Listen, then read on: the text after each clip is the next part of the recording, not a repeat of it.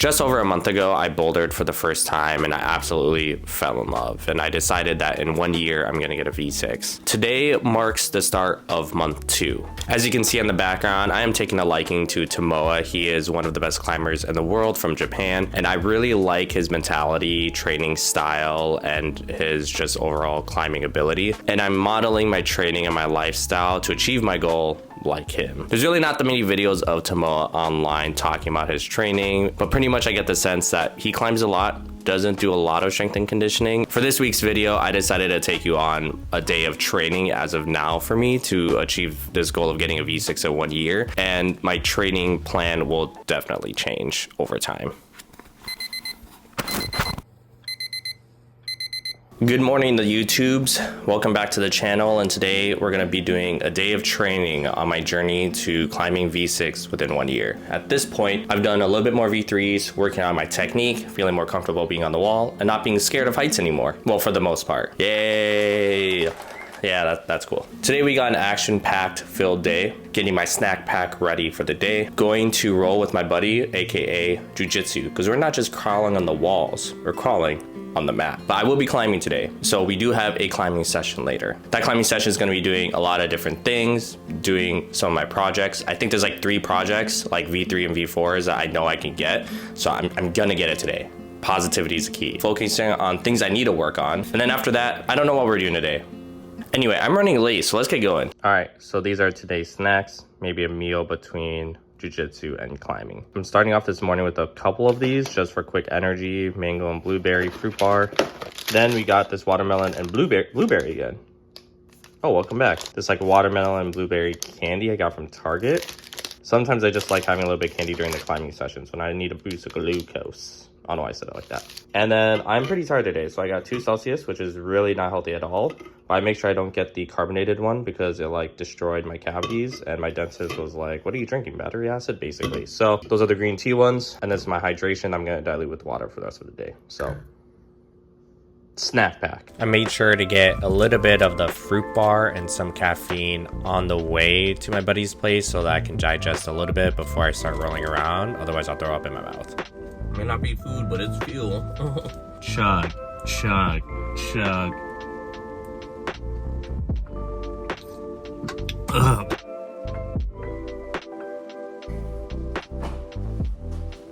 Now, I know this is not a jiu-jitsu channel, but I decided to include this in because this is a buddy of mine and he wanted to climb with me. He's actually a more experienced climber than me. He's already gone up to V6. He climbed for a few years, but he hasn't done it in a while. And we decided to have a whole day of activity, basically like me going to him to do jiu-jitsu, and he's gonna teach me some jiu-jitsu, which I haven't done in 10 plus years.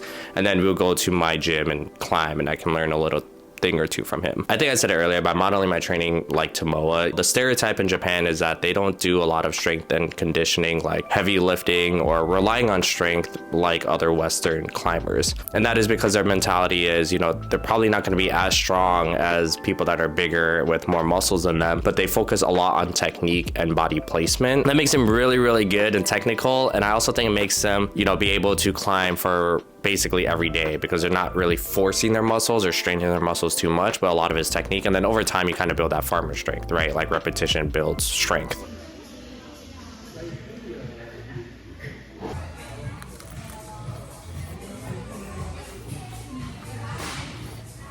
Now, talking about diet real quick, I am currently working on my diet. I think I mentioned it in my last video, and some people commented basically saying like, hey, if you're focused on diet, you're kind of focusing on the wrong thing. And I get where they're coming from. I think the most important thing is just training and just going up on the wall and climbing a lot. But I can't ignore the fact that weight does play a factor. And let me give you some context. About 6 months ago, I broke my foot playing basketball. And at that time, I was around 160 pounds. I started off around 172, so I lost about 10 to 12 pounds, depending on the day, obviously, and how much pizza I had to eat. I was a lot more fit, I was a lot more light, I felt good in my body, and my blood pressure was actually more normal. And then I broke my foot and I just could not exercise like I used to, and then I started changing my eating habits, and then I gained basically 10 pounds back.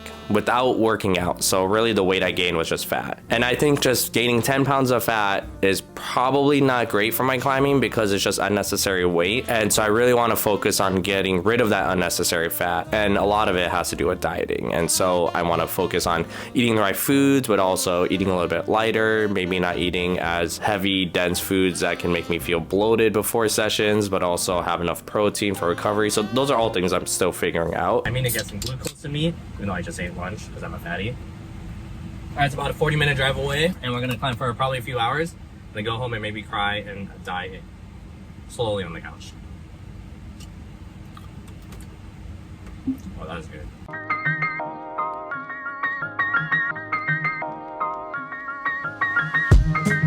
All right, time to talk about my climbing session. I'm just gonna straight up one take raw dog this, so sorry if there are any mistakes. I spend pretty much 10 to 15 minutes warming up, and a lot of my warm up is just mobility stuff, making sure that I'm just loose for the session. Then I hopped on this black V4 that I started trying to do last session, and I really didn't think I could do it because it was very crimpy, but I ended up being able to do the first move that last session. I was like, you know what, I think I can do this. Because after watching a couple betas, I hopped on and really focused on where I placed my feet, my hips, how I, hold on to the holds and where I place my hips in relation so that I use my weight to my advantage. But at this point, I didn't know how I was going to be able to reach for that top hold because those right foot holds did not feel comfortable. And at this moment, I wasted a lot of energy. So I decided to call it quits, but I'll get back to it later. Then I was like, you know what? I've been wanting to do this purple V3 for the longest time, and it is a burner. I mean, my buddy also was toasting his forearms and he flashed it, but he said it took a lot of effort just to get up there. So I kid you not, every session I get maybe 5% closer to the finish, and this was kind of the closest I've been. It took me a while to get to this undercling, which I'm really scared of because you kind of have to lean back into it, but you're also overhanging, and obviously with my fear of heights, I'm afraid of falling. But once I get to that point, that hold on the top is much more comfortable. I'm still trying to figure out how to move my feet around, but that hold right there I just did is really weird. And the best hold for me was from the top, and you can see my foot like slipped out, and I was struggling at this point, and because my hands are slowly sliding, I was like, I'm not going to go for that hold because I'll fall and hurt myself. My buddy gave me advice. He said the way it's oriented, you want to position your body to the right side, so you're leaning towards the right, which I try to do, but with the foot cutting, I lost a lot of energy, so I gave up on it. This is a pink V3. This is my third try at it, and I was able to get it last session, but I didn't record it. This is on the slab wall, so a lot of this has to do with technique, but also these crimpier holds in the beginning. And I feel like this is where I feel the most comfortable, is the slab wall, just because I really like technique, placing my hips, not relying on bicep strength or a lot of back strength. And I feel really happy with this one because it only took me a couple tries. A lot of it requires technique, and a lot of my friends I'm climbing with that have maybe a year or two experience ahead of me had a lot of difficulty with this one, but I felt comfortable with it, so it made me realize that slabs might be what I'm better at compared to overhangs. This is a V4 competition slab that I see even V7, V6 climbers not be able to do, mainly because the crux is the end position. It's really hard to finish it. But I've been working at it, and the hardest part for me is basically getting up and close to the finish. So you see here, I have to do this weird, amateurish maneuver to get my right foot up because honestly, my hips are not flexible enough, and I need to stretch out my hips if I want to do more slabs. But figuring out how to get up on that right foot, you could see here, I'm trying to do a toe hook or heel hook, but my hips just aren't flexible. My hips are too far from the wall, and it makes me fall. So I decided later in the session, you know what? I saw someone else do this. I'm gonna do a foot swap to get my left foot on that hold, as you can see, and then heel hook around or something. But I realized it was really hard to switch my foot on that, and I just didn't trust it. I tried it one more time. This time I tried to just take my left foot, you could see, put the toes, go perpendicular, but then that squared up my hips, and my hips got away from the wall. So I finished that, but I was a little bit closer. This is a green V4. I call this the Grinch because all the holds kind of look like, they just remind me of the Grinch for whatever reason. And the hardest part about this was you could see that horizontal top hold up there. It is a really weird hold and hard to hold on to, and that's where I usually fall. But then someone gave me a tip of, relying on grip strength and getting my hips underneath the arm. So I would try to hop over here, but it was way too hard and I was always fall. I'm like, you know what, let me get my hips under. So I do the foot swap there, so my hips are more under my hands. I commit to the hold, and then from there it was an easy finish. I was like, that was a lot easier this time. So I'm really happy with that. That's my second or third V4, I forgot. Then there's this overhang V3, this orange one. I was terrified of this because I am just scared of falling, and with overhangs and underclings you have to kind of lean back into it, or that's what I was told. And to lean back into an overhang where you're so high up, that's terrifying to me. But I decided, you know what, this is a good one to focus on technique, knowing where to place my feet and when to go for certain hands. And so this double undercling here, it kind of looks like a tongue out from the wall that I'm on right now. I have to like lean completely back for this one, and I was kind of scared, so I need to get off of it. And I somehow reached that, which I was surprised I could, but it wasn't that good of a hold. At this point, I wanted to get it done. I was gonna just dyno and push all the way up to the top. I was like, if I miss that and fall, that's gonna be a bad fall. So I decided, you know what, let me get my left hand up there, my left foot up, so that I'm a little bit closer to the top, and it's just a lot safer for me. And I was actually really happy that I did that one. This is a green V3. I've been meaning to do this one for a while. I just can't get it. I finally am able to reach over and have enough strength to hold that, get my right foot across there, then I switch, and then I have to get my left foot or my left hand up there, and at this point I have to kind of bump my hand over, so I try to do that. And this is probably the first time I yell profanity because I was so close, I spent so much energy, but I failed. Nice. Oh, fuck. I'm pretty happy. I made a lot of progress. I was able to get a V4 project. I flashed a V3 that, well, not really flash, I did it like weeks ago. Anyway, I realized I got a lot stronger, so I'm gonna head home. During drive, I'm gonna eat some candy, which I probably shouldn't. David, one of my favorite protein bars, and some electrolytes because I am cooked right now. All right, we had a pretty good session today, and after every session I do something with this mini journal. But before I show you that, I've been eyeing some of the t-shirts at the gym, and I got this one from me and Michelle, my wife. It's a plain black tee in the front, but in the back it says V2 at my gym, and it's a little cat. We like the kitties. As you can tell, we have a little kitty right there eating.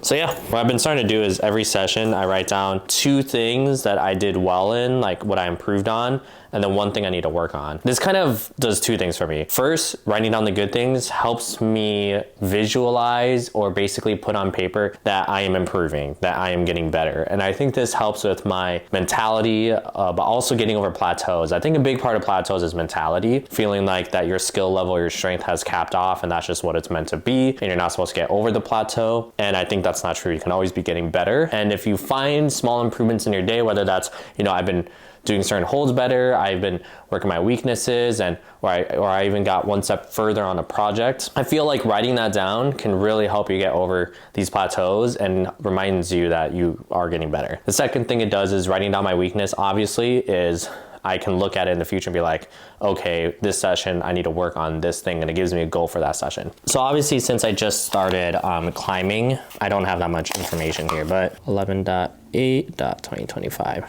So one good thing I did today is that I finally sent the V4 Grinch looking one. Sorry, I farted.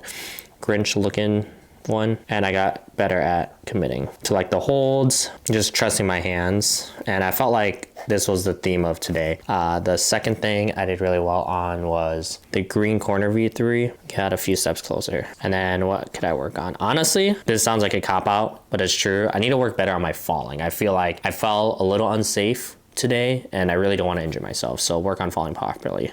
All right, so that's that entry, and then I put this in my climbing bag.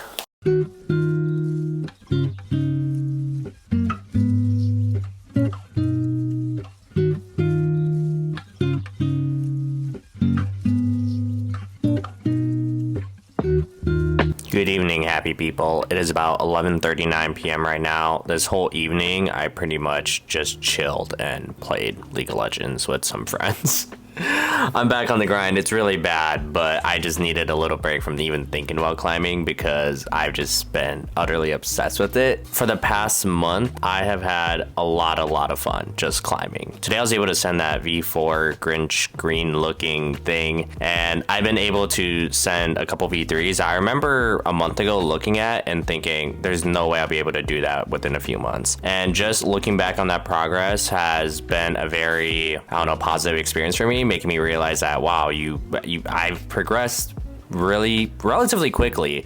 And I am doing well and I am improving and I'm also just having fun. I think climbing is fun for multiple reasons, and I can kind of get into it, but one of the biggest reasons it's fun is that it's a very collaborative sport and activity. I think everyone at the gym is really, really nice. Everyone tries to help each other send their projects or improve, or we're always learning from one another. It's really easy to make friends. No one's really super competitive there. And the online community is amazing. I have been using Instagram a lot to watch other people, and my gym happens to have a lot of other influencers on Instagram. So it's nice to see people that I see on Instagram at that gym. I think the biggest thing that I'm kind of worrying about right now is now that I'm gaining confidence and my fear of heights has definitely decreased, I am now worried mainly about getting injured, because I might be one, overdoing it, or two, maybe doing unsafe moves in the effort to finish a climb. For example, I did that orange or red, I keep thinking it's red, but everyone's saying orange, overhang V3, and I wanted to just throw my hands in dyno like the last move, but I had to stop myself because I was like, you know what, take a breather,